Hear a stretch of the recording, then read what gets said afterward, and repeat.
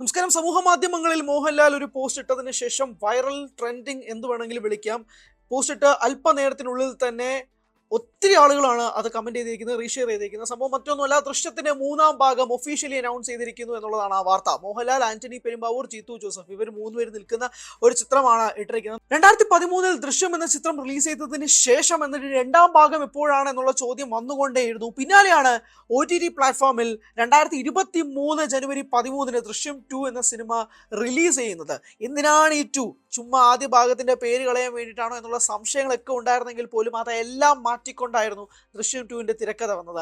ഏറ്റവും കൂടുതൽ ആളുകൾ ചർച്ച ചെയ്യപ്പെട്ടതും ദൃശ്യം 2വിന്റെ തിരക്കഥയായിരുന്നു. പിന്നാലെ വന്ന ചോദ്യം, എന്ന് ദൃശ്യം 3? സംവിധായകനായ ജീത്തു ജോസഫിനോട് പിന്നെയും എല്ലാവരും ചോദിച്ചുകൊണ്ടിരുന്നു. പക്ഷേ 3 ഉണ്ടാകും, ക്ലൈമാക്സിന് മാത്രം ഒരു ചെറിയ പോർഷൻ കിട്ടി, പക്ഷെ കഥ ഡെവലപ്പ് ചെയ്യണം, അങ്ങനെ തുടങ്ങി നിരവധി കാര്യങ്ങളൊക്കെ തന്നെ അദ്ദേഹത്തിന്റെ പല സിനിമകളുടെയും റിലീസ് സമയത്ത് ജീത്തു ജോസഫ് എന്ന സംവിധായകനോട് മാധ്യമപ്രവർത്തകർ ചോദിച്ചെന്ന ചോദ്യത്തിന് ഈ മറുപടിയായിരുന്നു ഉണ്ടായിരുന്നത്. അപ്പോൾ എപ്പോഴാണ് ഒരു കൺഫർമേഷൻ ഒന്നുമില്ലാതെ പെട്ടെന്നാണ് മോഹൻലാലിന്റെ ഫേസ്ബുക്ക് പേജിലൂടെ തന്നെ ദൃശ്യം 3 ഒഫീഷ്യലി അനൗൺസ് ചെയ്യപ്പെടുന്നത്. ഒരു തരത്തിലും ഒരു ഹിന്റ് തരാതെ, ഒരു തരത്തിലുമുള്ള ക്ലൂവും തരാതെയായിരുന്നു മോഹൻലാലിന്റെ ഈ ഒരു പോസ്റ്റ്. അതുകൊണ്ട് തന്നെ ഞെട്ടലിലാണ്. ഇതൊരു ഫേക്ക് വാർത്തയാണോ, അല്ലെങ്കിൽ ഇത് മോഹൻലാൽ തന്നെയാണോ പോസ്റ്റ് ചെയ്തത് എന്ന് തുടങ്ങിയ നിരവധി സംശയങ്ങളൊക്കെ ഉണ്ട്. പക്ഷേ ഇത് ഒഫീഷ്യലി മോഹൻലാലിന്റെ പേജിലൂടെ തന്നെ പുറത്തു വന്നിരിക്കുന്ന വാർത്തയാണ്. കഴിഞ്ഞ ദിവസം മോഹൻലാൽ അനൂപ് മേനോനും ആയിട്ട് വീണ്ടും ഒന്നിക്കുകയാണ് എന്നുള്ളൊരു വാർത്തയും കൂടി മോഹൻലാലിന്റെ ഫേസ്ബുക്ക് പേജിൽ കൂടെ തന്നെ പുറത്തുവിടുകയും ചെയ്തു.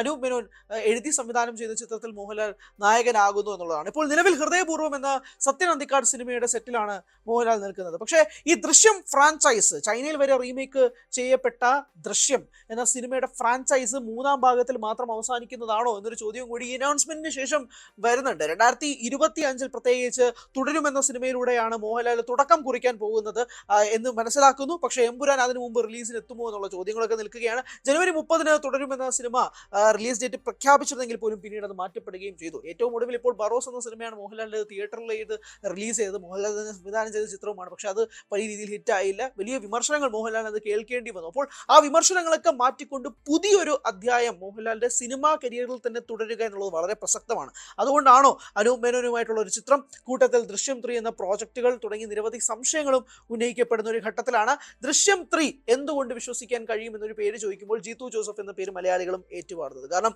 ദൃശ്യം 2 എന്ന സിനിമ വന്നതിന് ശേഷം അത് എന്തിനായിരുന്നു എന്നുള്ള ഒരു ചോദ്യത്തിന് കൃത്യമായ മറുപടി അദ്ദേഹം നൽകുകയും ചെയ്തു. മാത്രമല്ല പല അഭിമുഖങ്ങളിലും ജീത്തു ജോസഫ് പറഞ്ഞിരുന്നത് ഒരു രണ്ടാം ഭാഗവുമായിട്ട് താൻ മുന്നോട്ട് വരുമ്പോൾ അത് വെറുതെ ആകരുത്, അതിന് കൃത്യമായ ഒരു പ്രസക്തി ഉണ്ടാകണം.